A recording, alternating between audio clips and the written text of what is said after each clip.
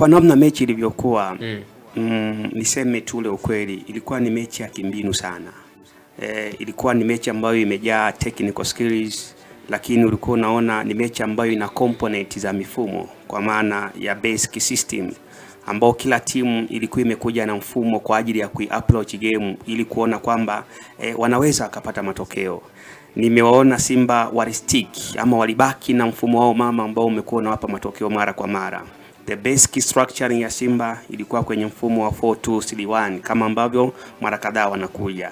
Kulikuwa kuna mabadiliko kidogo tu ya kijana ambaye mara kadhaa kwenye siku za hivi karibuni amekuwa hapati nafasi, lakini leo alipata nafasi. Unamzungumzia Anthony Mligo kwenye squad, lakini the rest ukiwatazama defenders kwa maana ya Rushaini, Ismail Tule alikuwepo pale, bila kusahau Baba Esther Shomari Kapomba alikuwepo pale kwenye eneo la defense. Eneo la midfield kwa maana kuitazama ile double pivot, bado naiona Simba ilikuwa na watu ambao wamekuwa ni senior kwenye timu, wanaanza mara kwa mara. Nimemwona Yusuf Kagoma, Arasane Kante walikuwa wanalituliza sana kwenye dimba la chini kuhakikisha kwamba timu ina perform vizuri. Watu wa mbele kama kawaida, Neo Maema, Elim Panzu, bila kumsahau Chama ni miongoni mwa wachezaji ambao walikuwepo pamoja na Libase Gay. Mmoja kwa maana Elim Panzu ndio alikuwa na stick kama central striker, lakini kuna muda anaweza katokea katikati ama katokea pembeni. Hiyo ndio ilikuwa ni squad kwa maana first lineup ya Simba, na mpango mkakati ni kuhakikisha kwamba anakwenda kuplace. Nilizungumza jana kwamba Simba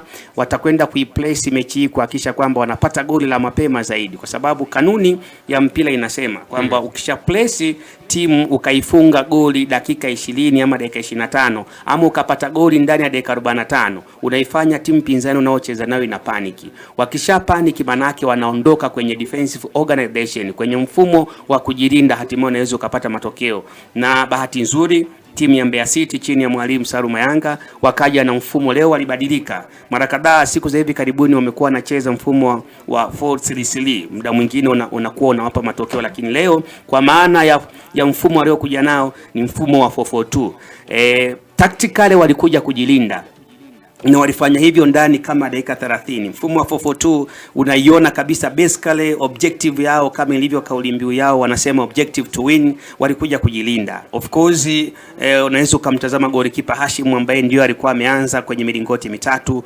Watazame madefenders wanne, jana tuliwazungumza hapa. Moja ya mchezaji haya Mbegu, Kevin Kijiri, ambaye nimemuona ni aina mchezaji ambaye ni sawa sana mtu anafanya kazi kubwa sana, kazi kubwa, anakesha lakini matokeo yake ni ya chini sana. Anakimbia, anafanya lance, ana speed sana, lakini ukiangalia end product yake ilikuwa ni ndogo sana. Hao ndio walikuwa wanacheza kwenye eneo la fullbacks, lakini ukitazama madefenders wa katikati David Mwasa pamoja na Kevin King walikuwa wamesimama kuhakikisha kwamba Mbeya City inakaa vizuri.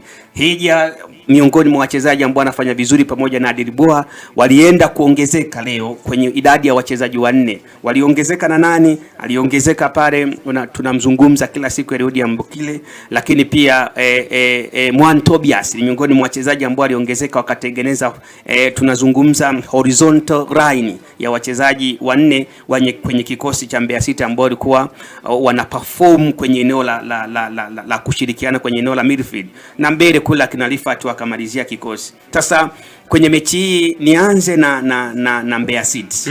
Natamani nianze na Mbeya City namna walivyocheza na kwa nini wameweza kupoteza mechi. Kwanza nampongeza Saru Mayanga strategically kwa mfumo ambao alikuja nao leo. Mfumo wa 4-4-2 ulimtengenezea mazingira makubwa within 35 minutes, ndani ya dakika 35 aliweza kuimaintain mechi na akaperform kwa kiwango kikubwa sana, hususan kwenye eneo la kiufundi.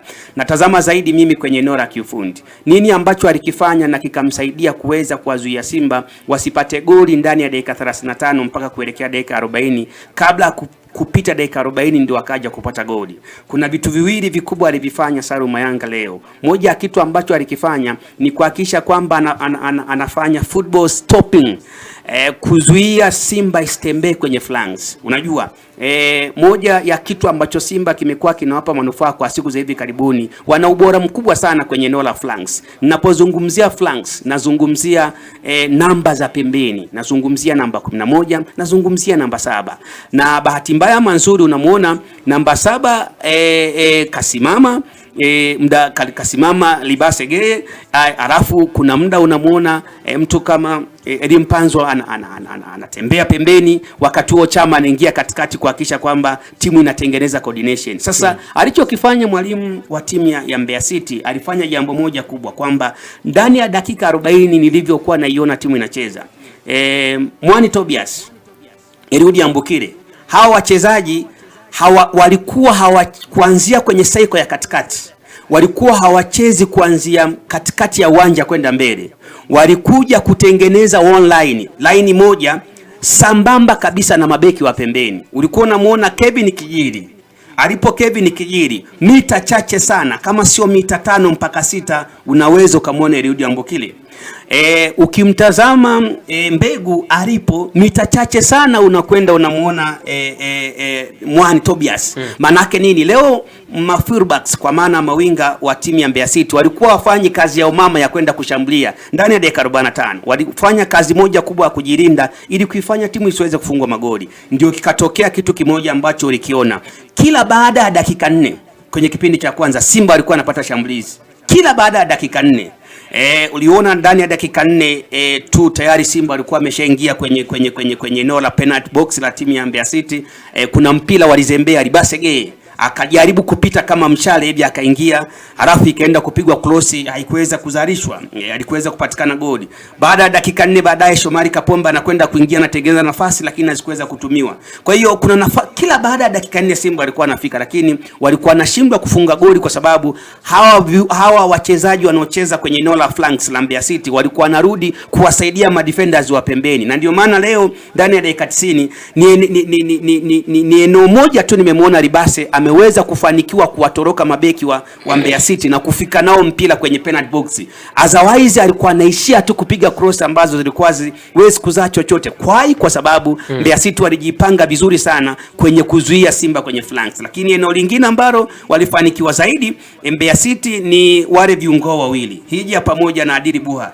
Hao wote walikuwa wanacheza kwa kuisaidia defense. Walikuwa wanacheza sio nazungumzia ni holding midfield, ambao kazi yao kubwa walikuwa wafanyi kazi ya kuhold mpira. Manake walikuwa wanacheza defensive wise. Nilikuwa najaribu kumuona Adili Buha alivyokuwa anakuwa aggressive katikati, kutokuwa ruhusu Simba kupiga pasi nyingi za wazi ambazo zinaweza kuzalisha magoli. Kwa hiyo kipindi cha kwanza ikaenda hivyo. Bahati mbaya ni eneo moja tu ambalo nilizungumza jana kwamba Mbeya City wamekuwa na tatizo kwenye eneo hili. Ni eneo lipi ambalo nazungumza?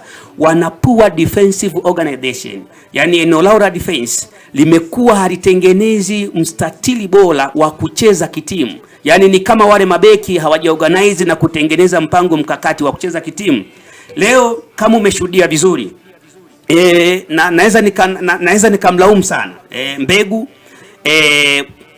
kwenye goli la Simba ambalo wamelipata. Kuna mchezo wameanza kuwa na ufanya, lakini bado timu haijatengeneza strategy kuweza kufanya hivyo. Mchezo wa offside trick.